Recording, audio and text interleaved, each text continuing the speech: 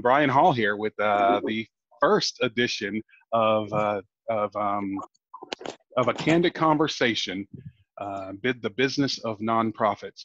Um, a little backstory, if you will, and I think what we'll do is the speakers' mics will be open for the duration of the conversation, and then we will work together to determine if we need a verbal questioner from the rest of you, or if we'll ask you to type it in. So just bear with us, but I do encourage you that we do need a question or two from each of you.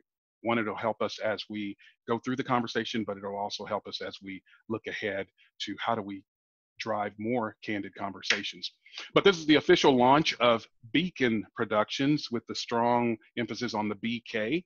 Most of my friends call me BK, and the rest of everyone else calls me Brian or Mr. Hall. This is me attempting to drive, if you will, a brand that will showcase not only candid conversations like the one you'll see today, but really just promoting the thought of conversation. This is a culmination of my journey. You can see on the back wall there's a couple of shirts back there that kind of represent a few of the things that are passions of mine, including not only my journey through corporate America and particularly the oil and gas industry, 29 years, July 7th, through the diversity and inclusion work that I do today, coaching, the fraternity, community, nonprofit, university, music, and sports. And some have encouraged me to add wine and bourbon to those experiences that I have on my journey. I envision Beacon Productions to become, as I said earlier, a platform for candid and energized conversations. And my hope and expectation and need is for you to be a part of that. Whether you are a nonprofit leader or a business leader or an entrepreneur, I can foresee where candid conversations will be a part of all of our future. So my personal ask is that you consider either yourself or someone else as an opportunity to have a conversation, and we'll determine how often we do these. I'll be your host, and I won't tell you any more about me, but you can find out more about me by going to LinkedIn and looking up Brian BK Hall, and it's all written there. No pictures, but words. The moose in the room, and let me back up. Thank you, by the way. Thank you for taking a moment out to be a part of this journey. The moniker for this is this is 50 minutes, 50 minutes that you won't give back. That's the intention, is that you will enjoy it so much that you won't give it back. The moose in the room. It's not just what's happened today or the last week or maybe even the last year. It's really us understanding that as a group of folks that come perhaps that I've met either through some of those connections that I mentioned earlier on my journey. It may be someone that I may meet as we go through this journey. But the good news is that we're all part of this America, if I can say that. And what's going on now has to be incorporated in our future as far as what role we each play, but more importantly, what role we encourage others to play. No action is, in fact, an action. Silence can be deadly. It's not politics, it's humanity. Mm. And we've all seen something. Now I'm encouraging each of you to get off your butt and do something. And through conversations like this is just one example of that. So we'll get on with the candid conversation focused on the business of nonprofits. And the intent of the two guests that we have here is to dive a little deeper into their being and uncover their why. And hopefully they will inspire some of you to get connected to your why. Success to me looks like we strengthen our networks, we create a decision consultant out of all of us, and that we inspire future conversations. So without further ado, let me please introduce the two in green. We've got Miss Dineta Frazier. She's the founder and chair of the Morgan Frazier Cancer Foundation. And Mr. Travis Bruns, who's a board member of Friday Harbour nonprofit. So welcome to both of you. Thank you. Thank you. And let's do this. I'm going to give you carte blanche to give the community here an introduction. And I think we've talked a little bit about what would be awesome in that. And I'll let you go ahead. And Dineta, would you mind starting us off? Of course. Thank you, Brian. And thank you for this opportunity, this platform to share of our work. I am the founder and executive director of the Morgan Frazier Cancer Foundation. Our goal, our mission, our drive every day is to provide psychosocial services for families who are affected by a cancer diagnosis, specifically those that have a child who's diagnosed with cancer. The journey was a tragic one for me. It was a personal journey that led me into the work, but I'd say I was called to nonprofit work all of my life. And I knew ultimately my life would be given back to service. I just didn't know in what capacity until about 11, 12 years ago. We simply provide the necessary tools for families to travel through the journey of cancer. But I think what makes us very different than most other organizations is we focus on the family as a unit. So we don't just provide a service to the patient. It's a holistic approach to keeping families well through the journey. And so I think that's really what makes our work different. Our touch or our impact, I guess, for the last 11 years reaches right at about $500,000 in in-kind donations to Texas Children's Hospital, right around grant assistance to families. We're right at serving about 5,000 families with grant assistance. And we've done that just purely by word of mouth. We don't really have a large social media platform. It's just been the hard work and the why behind everybody on our board, making sure families are served. So we're really proud of the work that we've done and we continue to do. Thank you, Dineta. Travis. Hi, thanks for having me on, Brian. I'm Travis Bruns. I'm the director of marketing for Friday Harbour. It's a little bit intimidating, to be honest with you. I get to be on here and try to explain and describe to each and everyone listening tonight about the foundation that was founded by our host. So here we go, right? I'm sure he'll fill in and shake his head no if I'm saying it wrong. But Friday Harbour began back in May of 2009, again, coming out of a personal journey with Brian and his brother, and a handful of friends who are maybe on this call listening tonight, and who decided that when thinking about a way to make an impact and a social change in and around their friends, they realized that the common bond was in fact cancer. And there is a little bit that's unique, much like Dineta said, in Friday Harbour's approach, which is Friday Harbour tried to find a way, based on Brian's personal experience, to not only impact the cancer patient, but also the caregiver. And, if you've ever heard or watched the video where Brian tells the story, he speaks very candidly and very eloquently about the impact that his brother's cancer had on his mom as she tried to take care of that brother. And so Friday Harbour's mission is to ease the burden of the cancer journey by healing cancer one night at a time. And the way we do that is by providing free hotel stays to not only cancer patients, but the caregivers of cancer patients that are seeking treatment in and around the Texas Medical Center. It is an impact that we're making to the tune of approximately 1,200 hotel stays per year. That's 100 per month. And it is something that we are not currently able to fulfill the demand that is requested of us. And it is absolutely something that we are going towards and growing towards. So yeah, that's the basic mission of Friday Harbour, is to heal cancer one night at a time. And I got involved into it in a personal way as well, because I watched my stepmother of 30 years in a 4-year fight with ovarian cancer.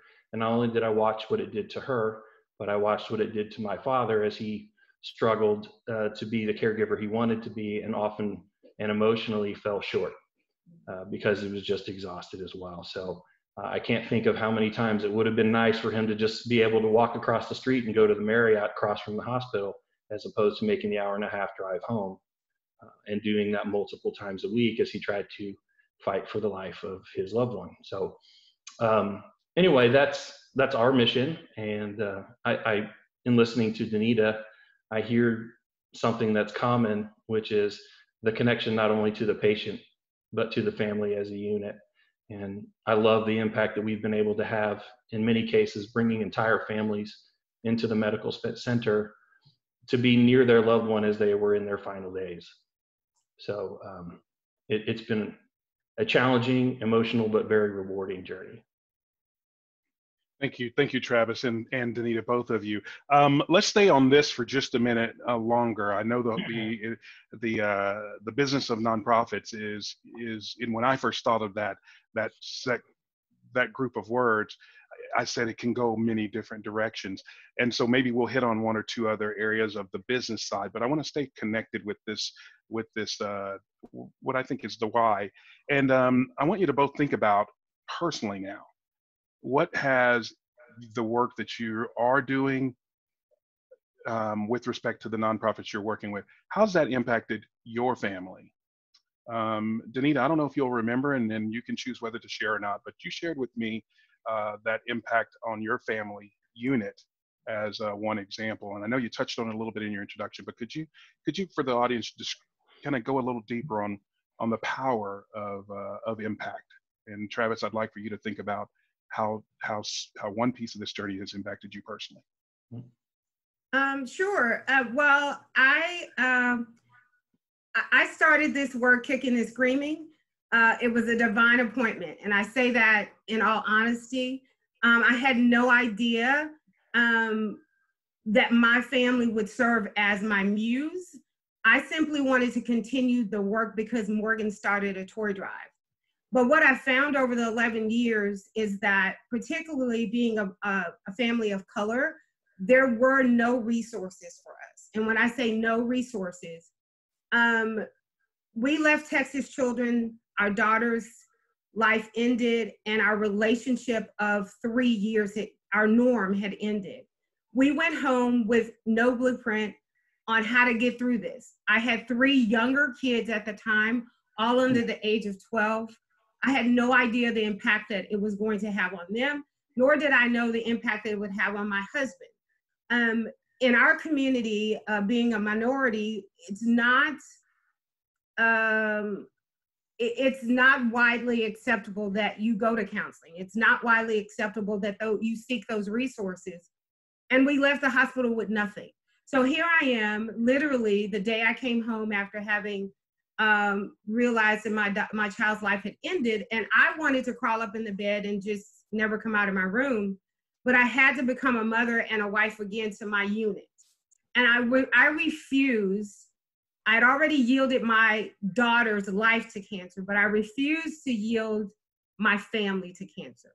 So I got involved in this work to figure out, how do we heal as a family?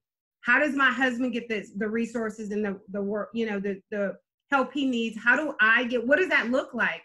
Our daughter, our oldest, who had several breakdowns through her middle school and high school years psychologically, and now at 25 is just now getting to a healthy lifestyle.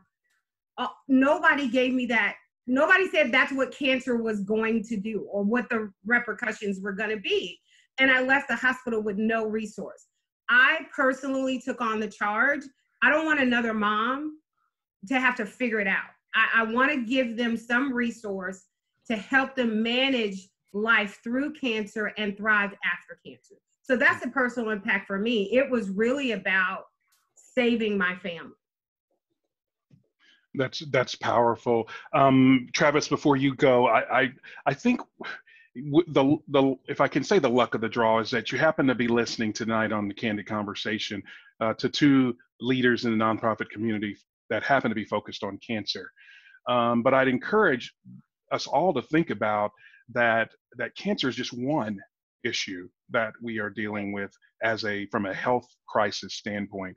But the symptoms, the recovery, the resources or lack thereof, the unknowing, and particularly the uncertainty is not just and should not just be limited to how do we deal with cancer. So I hope that as you guys listen to the words and the impact, that some of you have experienced either cancer, but you probably have experienced some other life-threatening and life-challenging issue that requires us to really, one, make sure we have the conversation, but two, that we take advantage of the legwork that's being done and the legacy that's being left by a family that not only lived it, but as Dineta just said, working to thrive as a result of it. Brian, if I can jump in Sure. and to your point, one of the amazing things I discovered through this journey of trying to heal our family, our issues were likened to many people of color who were just living in crisis poverty. And what I mean by that is once a family is impacted by cancer, you're going to hit all of the other poverty norms. You're going to hit unemployment or underemployment. When our daughter was diagnosed, we had to make a hardline decision on who would be her caregiver, which meant I couldn't work, which meant our home, the income was affected. We ended up in bankruptcy.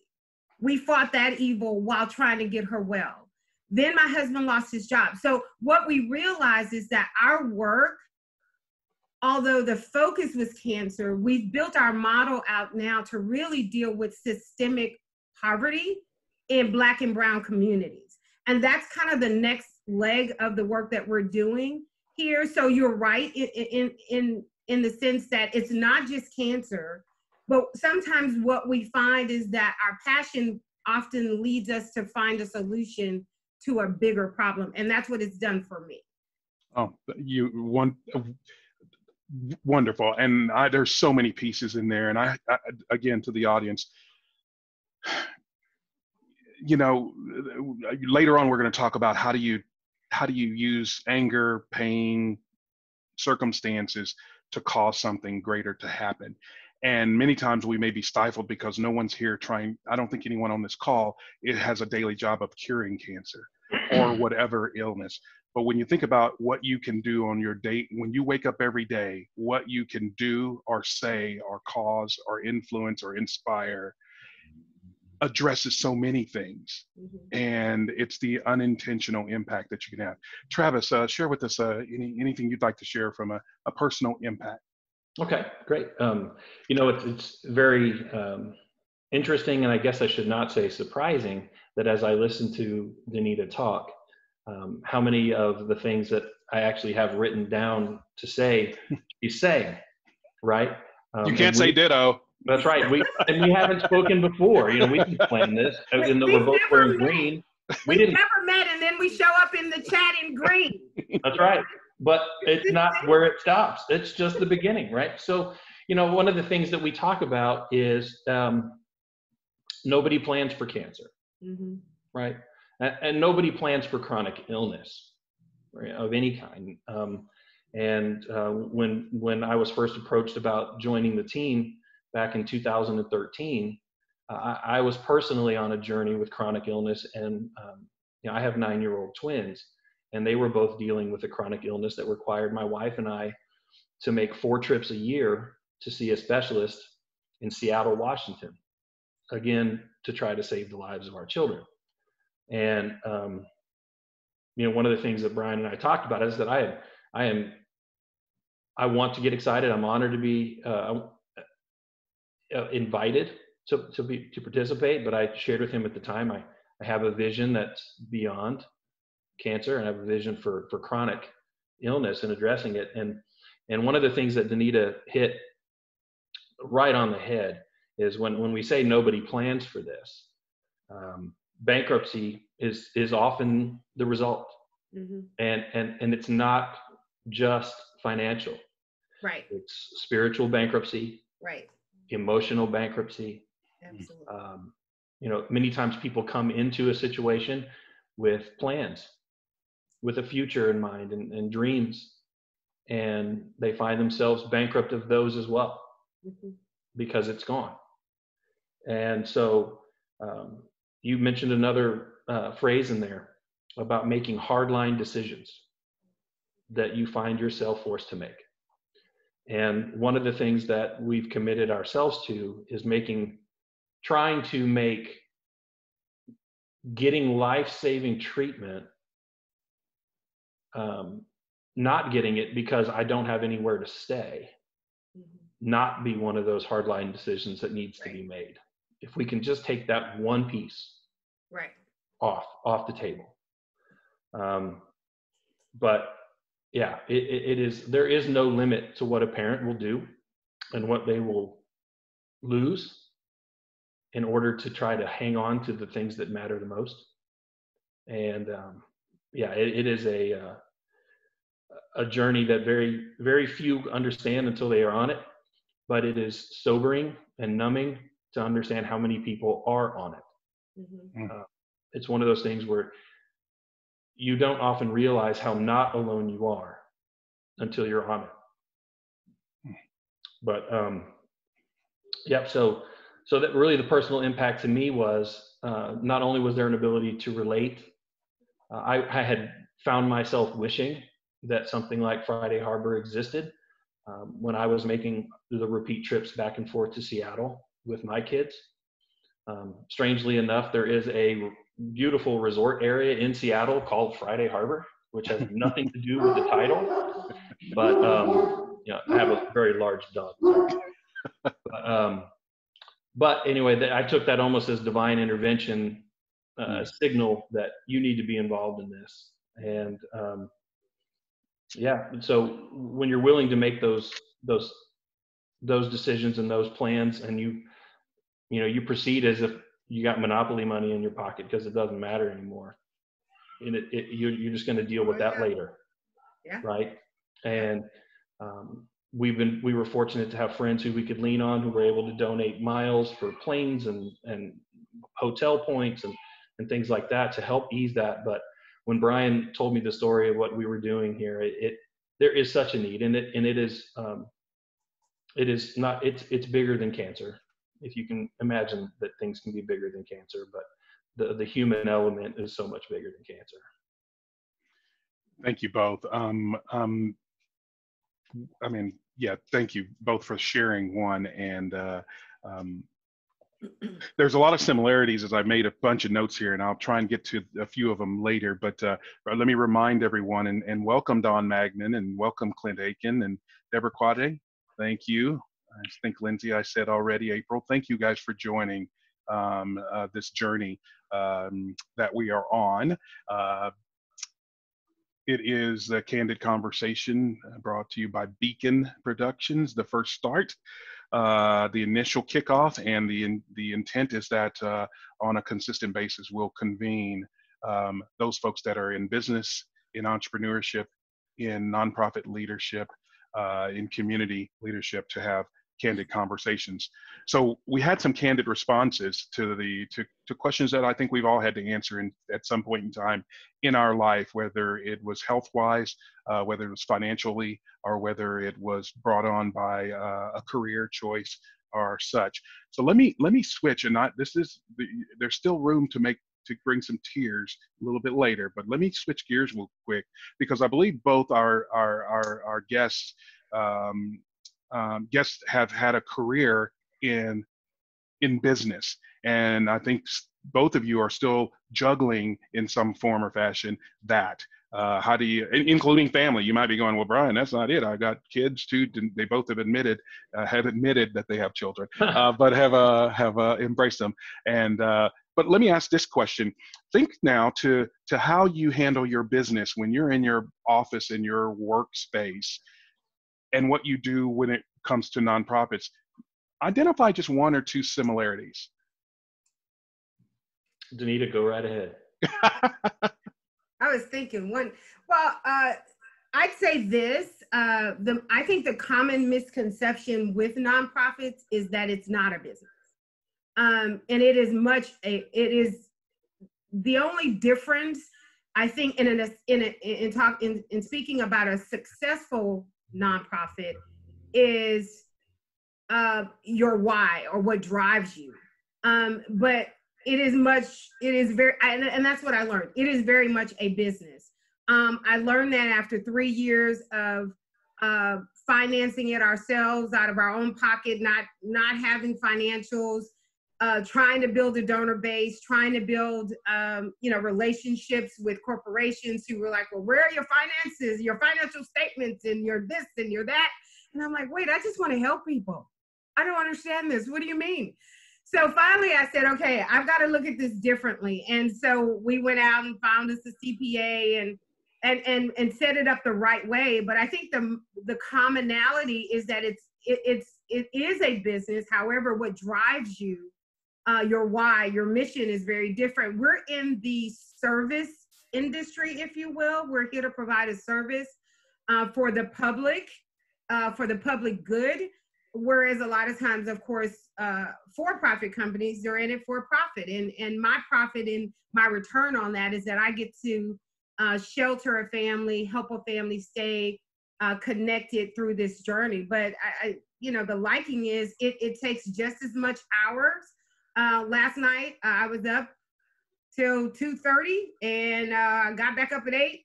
I had to do my regular job from 8 to 4 today, and so it's pretty much the same. The drive is just the why.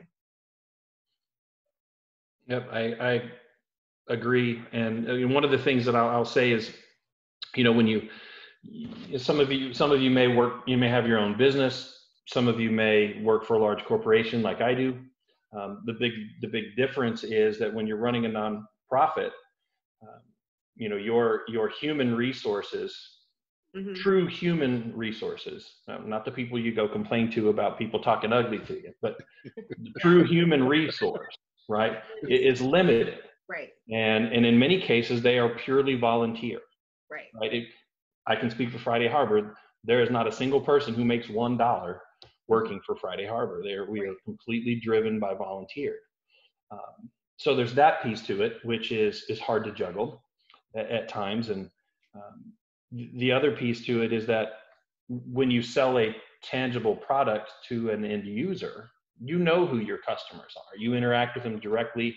Many times you formulate a solution and you provide a solution to a problem that you've worked on together, and you have an intimate understanding of what it is you're providing to them, and you see the end result. In our particular case, which makes it a little bit different, is we work fairly anonymously. Mm-hmm. Because of the tax ramifications, we're not able to decide who gets our service. We provide a service that social workers decide, and we don't many times even know who it is. All we know is how many nights we paid for. So sometimes that can be hard to emotionally connect to when you don't know the name of the person you've helped. You don't know, did it help? I mean, I hope it helped, mm-hmm. right? I mean, I have to believe that it helped. But getting the feedback from them can often be challenging, because they didn't want to give it to you, but because you don't want to feel like you are overstepping. Yeah. And stepping into a situation that's hard enough already, right? So, which is what your team does so well, Dineta, is helping them deal with how that feels for them. But in many cases, we just want to, and as we mentioned earlier, we're just trying to take one decision and one major obstacle off of the table so that they will go get the treatment that could save their life. We don't want them deciding between their dreams and a hotel bill, right? So, but that's hard sometimes for us, is to not be able to connect. And many nonprofits find themselves in this situation where they somewhat operate behind the scenes and don't see the end result of their work, and sometimes that can be challenging. Well, I thank you both again for the responses and really some of the candor from behind it. For those of you on the line, again, we have the wonderful presence of Miss Dineta Frazier, the founder and chair of the Morgan Frazier Cancer Foundation, based out of Houston, and Travis Bruns. He's the marketing director for Friday Harbour. .org. I'm going to come back to you guys in a little bit on 2 questions, and I'm going to be fair. And if you watch Kilkenny, it's to be fair. That I want to know what makes you mad, and I ain't going to settle for something simple and cheesy. But the second thing I want to ask you is when someone, and this may be the same question, but it is for me sometimes because I get it a lot, and that is when someone says you work for a nonprofit, I hope that 100% of your funds are going to your mission. Why should that be expected of a nonprofit community? Maybe you don't address it from your particular nonprofit, but maybe you address it as nonprofit community. What do you think? What would you think if someone approached you tomorrow and asked that question with an expectation that everything that you bring in goes directly to the resources to the mission that you're causing? But let's switch gears real quick. Thank you. And for everyone on the line, again, we must and need your questions. I have one here from Denisha that I will share in just a second, but we're going to go to a fast round. And this is me asking you to say what's right on the top of your mind. Don't be going all into the details, but just give the audience just a few thoughts as I asked you these questions. This is a little insight to you. Let's have fun with it. Finish this sentence. I never go to bed at night without. Oh, is that to us? No, it's to my dog. No, it's to you, Dineta. Come on. I never go to bed at night without kissing my wife. Uh-oh. Dineta, you said? Kissing my children. And when the 25-year-old lived at home, it included her, but it's now just the 18-year-old and the 17-year-old. All right, Travis? Well, I think again, jinx. I said kissing my wife and kids, and that's my thing. I unless I'm out of town, I got to do that. I was about to ask you that, but nobody's out of town anymore, right? Right. Here we go. The best advice I got from a mentor was? A servant leader is a true leader. Okay. Travis? Don't you dare say the same thing. Have people work with you because they want to, not because they feel they have to. Get ready and listen to this one. A trip or a vacation I would take without my kids and spouse would be? Fiji. Antarctica.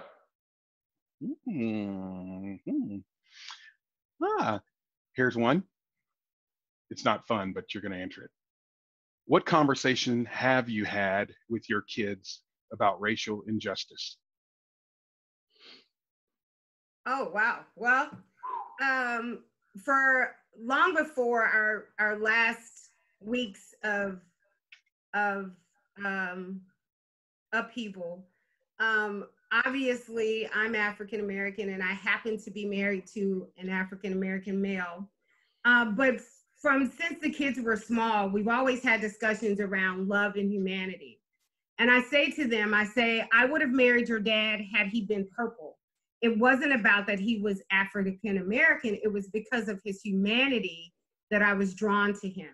So we've always encouraged our kids to look for the humanity match in an individual. However, we've also lived with the knowing that everyone outside our house doesn't think like us.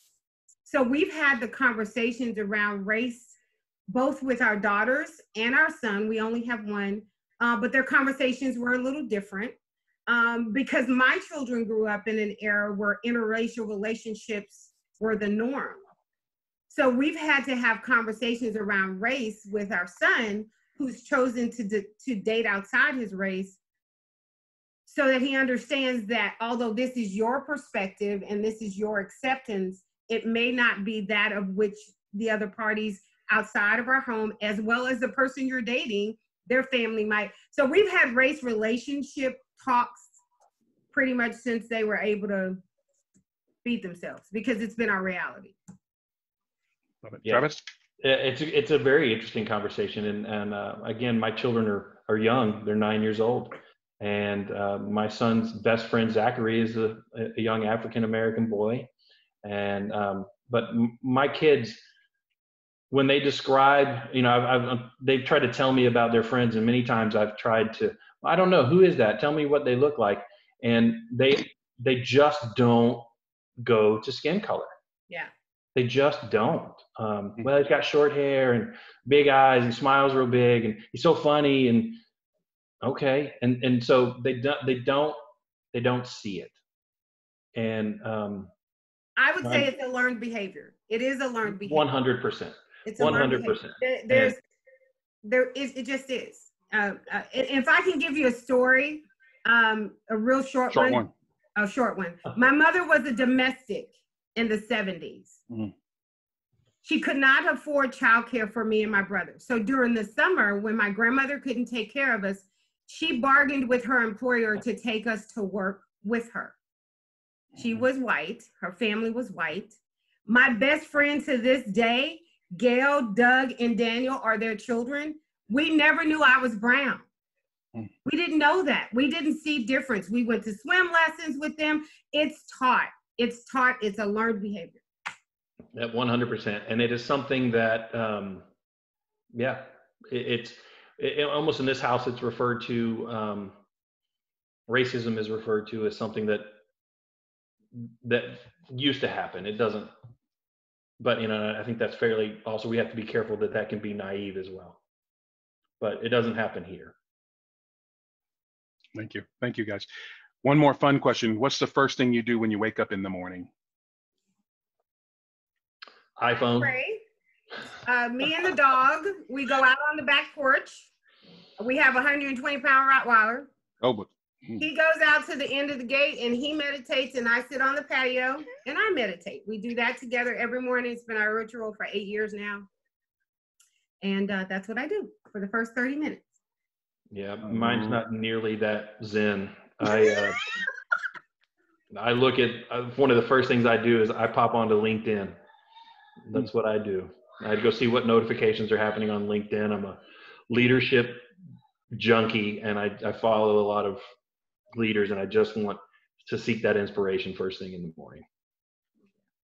I love, I saw a question pop up from April, and I'll get to that. Let's go quickly to this question, and I'm cognizant of time. We are going to give you 50 minutes, so we agreed that you'll never give back. So we're gonna run towards the end here. Let's see if I got this right, Dineta. Can you speak to the work you've done to support children, siblings, sons and daughters, that may not have the words to articulate their emotions? And they could be forgotten due to their unintended silence. But I hope I got that right, and I hope it made some sense. You want me to read it again? What? Yes. And I'll say this. I think I'll ask this in an edited format, in the sense that whether it's your nonprofit or whether it's you, can you speak to the work you've done to support children, sons, daughters, siblings, that may not have words to articulate their emotions, and could be forgotten about due to their unintended silence? I can, specifically in our family,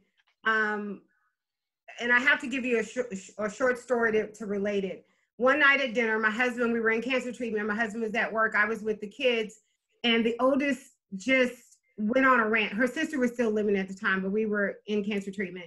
She went on a rant about how cancer had killed our lives, and she hated all of us, and she hated her sister, and yada, yada, yada. And my first instinct was to really reel her in and, you know, shake her and pull her upside down and say, girl, what's wrong with you? But in that moment, I realized what she was saying was not what she was saying. Mm. And I had to give voice to it. And I learned in that moment, they all were experiencing different. So I became intentional about asking them how they felt. And if they could not, in fact, say it, then they had to write it.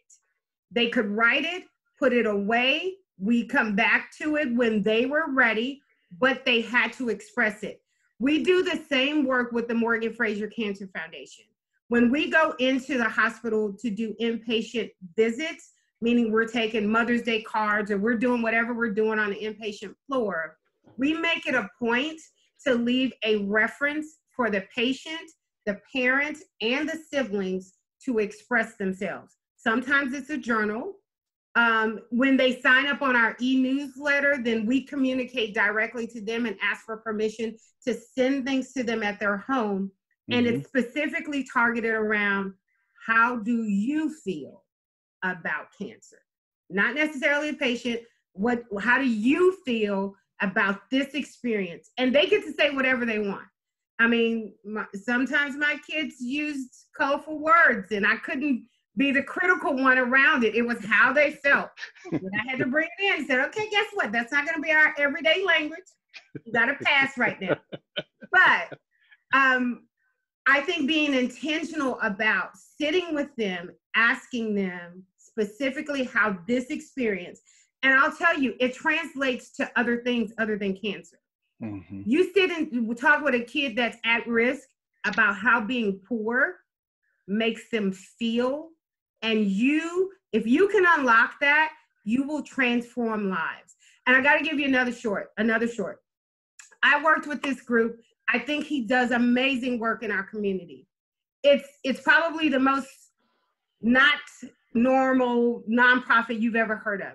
He's a drag racer, and he takes at-risk kids to the racetrack, and he gives them a day at the track, and he talks to them about how, team building and all these things. But then he asks them how the experience has impacted them. And what he's found in his work is that kids open up and say, nobody's ever cared enough to take me out of my neighborhood. This is the first time I've been out of my neighborhood. So I'm just saying the impact of just asking a kid, how does this affect you? If you've got kids now, ask them how what we're going through right now is impacting them. And I guarantee you they'll feel seen and they'll feel heard. Wow. And I think we're done. I'll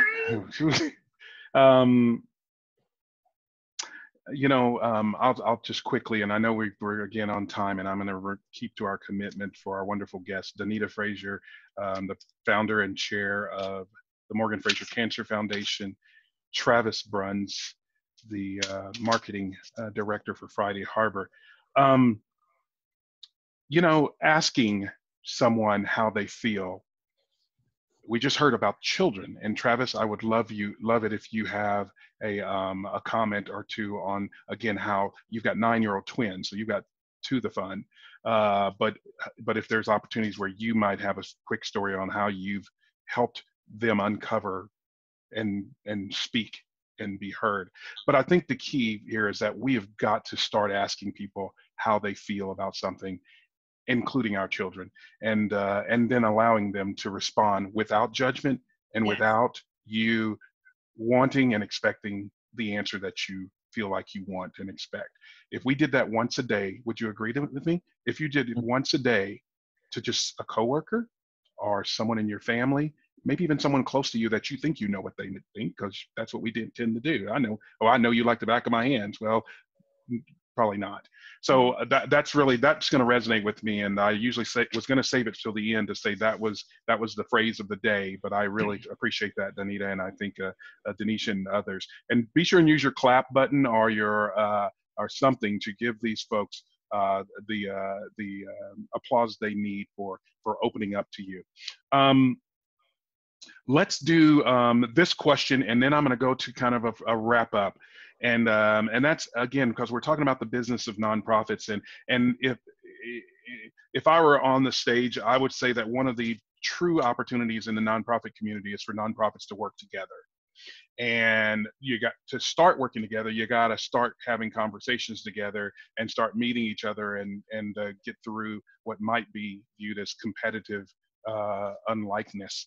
But maybe I'm going to change April Day's question a little bit. And I want you to be brief, how should the nonprofit community galvanize around causes, actions, and disasters? How should we? Give us a couple points from your thoughts. Well, just like what we've been talking about tonight, just in this conversation, Dineta and I have found more areas of common ground than not, right? I mean, so many of the things we're saying are the same. So many of the underlying reason and why is the same. There's a different facet to it, but it's all part and parcel to the same thing. And I think if there is an intentional effort towards identifying those synergies, I think of another nonprofit that we identified quickly, Tackles for Cancer, and Dominic Austin and his group. Mm-hmm. Their dedication is to, again, making sure people don't miss their treatment because they don't have a ride, right? They drive people to and from their treatment. And we try to take that same choice off by making sure there's somewhere to stay. And so if his folks can drive our folks from the hotel they're in to, you see where we go, we identify that there's, and then looking at the Morgan Frazier Foundation and saying, well, those folks have emotions and they're dealing with things and whatever that is. And, should we not be making them aware when they're in those hotel rooms that there's somebody who wants to listen and know how they feel? Right. Yep. So we need to be working actively and intentionally. And that word intentional, I want to just take a second, if I can, to unpack that word for us, because there are words that we use every day that I think sometimes we glaze over, that I don't know that we fully appreciate what the word really means. And, I use this example all the time in my coaching and training of salespeople, which is I can stand across the room and wad up a piece of paper and throw it towards a trash can. And I have every intention of it going into the trash can. That doesn't make what I did intentional. Intentionality is not having a good intention. Intentionality is walking across the room, putting my hand directly over that trash can and releasing it so that I know I've taken all the necessary steps prior to execution to achieve the end result the first time. That's intentionality. So it's thinking the entire process through before you execute. And it's certainly something that I think we need to be actively and intentionally knowing what our strengths are, but also knowing what gaps we have and looking for people who fill those gaps. I love it. Well, intentionality, that there's someone on the call here that uses that word. I thought she invented it, but it really has changed. And then I think it's spread across the women's business space for the right reasons. And thanks for the clarity of description there, Travis, because I think we use it and don't really think about really what does it mean when you are successful at it. 2 minutes is what we have left. So let's do a couple things. One, I want to say thank you right now to not only the both of you, Dineta Frazier with the Morgan Frazier Cancer Foundation and Travis Bruns with Friday Harbour. One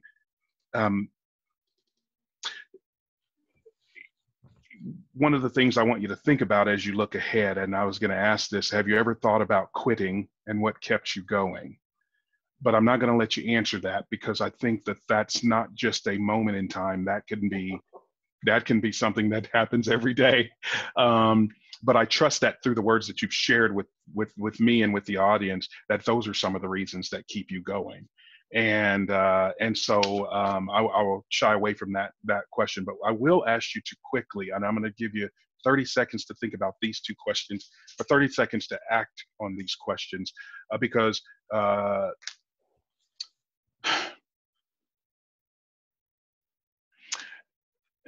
I was listening to President Obama earlier, right before this call, as a matter of fact. He did a presentation with leaders around the country and gave some steps to what he believes should be things that that's already in place, as a matter of fact, as he talked through it, that we just haven't executed on. So maybe the intentionality that you bring up, Travis, is one of those. But when I think about what we do and look forward to, he mentioned it's not policy or protest, it's policy and protest. What do you think about when someone says that? Policy and protest. Quickly. Travis, you want to go? Yeah, I will. You know, I think about exactly what we talked about just a few minutes ago. I think when you cannot see those two things as living in a vacuum, apart from each other. Good and evil, you can't have one without the other, right? And I think policy and protest, it's kind of a chicken and egg scenario. I think many times some of the greatest policies we have come out of protest, right? And I think we fail ourselves as a human family if we don't use our voice. You know, so I think there's a difference between riot and protest, but I do think policy and protest go hand in hand, and they need each other. Dineta? I think that if you don't, I think you need both. And I think if you're silent, you're guilty. I just to evoke change, there's no way I could have walked through cancer treatment the way I did, experience what I did, and then come back to my home and pretend it never happened. There's another mother, another father, and 3 other kids somewhere who's been impacted, and it's my job to make their lives easier some way. Love it. Let's end with this. One of the last words that set of words that our former president said was, "Let's get to work." So I like that. What would be your recommendation for anyone that's listening? Maybe if you say it out loud, it's meant for you. But what does get to work mean for you when you look ahead now? And give me a 20-second answer. Get to work. What does it mean to you, Dineta?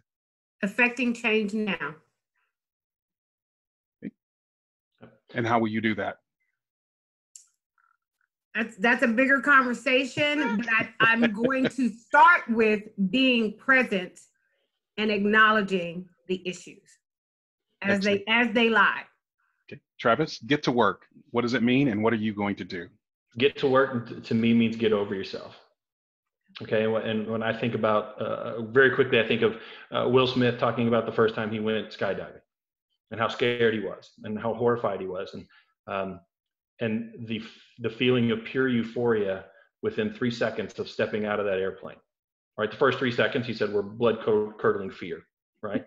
But beyond that was 60 seconds of euphoria that he'd never felt in his life as he came back to Earth. And he said the most beautiful things in life are just on the other side of fear. And I think if we get over our feeling of our fear of failure, it's limitless. Love it. You two have been wonderful. The audience, thank you for your participation. We have a few questions that I'll share with them offline. Simply a ministry of kindness, the Morgan Frazier Cancer Foundation. Healing cancer one night at a time, Friday Harbour. Please do them the honor of liking their Facebook page, going to their website and sharing it, because your action, those of you that have listened, your action in that way will make good on their commitment that they've just shared with you. We're going to do more of these interviews, and what I'd ask each of you that are on here, if you want to text me or email me, who should be our next guest? And we're all about the nonprofit leaders, entrepreneurs, and corporate leaders. You've been a part of the official launch of Beacon Productions, a culmination of a journey that has yet to realize the greatness that God has put into me and has put into all of you. So I wish you well. I wish you success. I wish you a voice, and I wish you a nudge to those who don't have a voice, that you stand next to them and show them the way. Thank you for being a part of this production, and much love to all of you. And we'll see you on the next installment. Thanks, guys. Thank you, guys.